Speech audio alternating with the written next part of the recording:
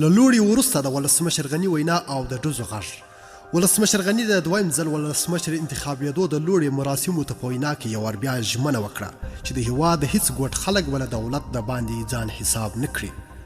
ولسمشر زیاته کړه سبا به د طالب بندیانو د خوشي کولو په تړاو یو فرمان صادر کړي چې په مقابل کې به طالبان د پام وړ اور کم پیلوي.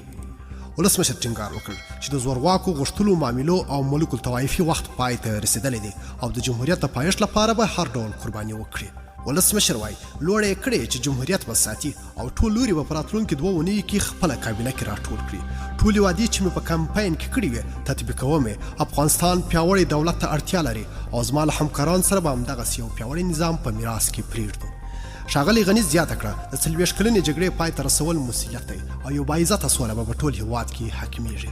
د افغانستان ښځو ته ډاډ ورکوم چې د دوی حقونه به ساتم. نور به افغانان له خپلې خاورې بې وطنه پرې نه ږدم. افغانستان به بیا راڅخه بې ګلانو او خالي باغ نه شي. بې وطني به نوره تکرار نه شي. محمد اشرف غني له لویدیځو سره د افغانستان د اړیکو په ژورتیا ټینګار وکړ او د خلیلزاد د سولې د پروګرام ملاتړ یې وکړ. زموږ د سولې په پروګرام کې به هیڅ کتله تجرید نشي. د بندیانو په اړه به سبا یو فرمان صادر کړم.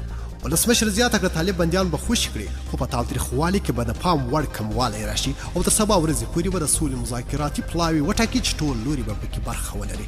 ډېره مننه چې ویډیو مو راسره تر پایه وکتل. کوم خوښ سوي لایک یې کړئ، کوم چینل نوی سبسکرایب کړئ چینل سبسکرایب کړئ. تر بیا او بلې ویډیو د الله په امان.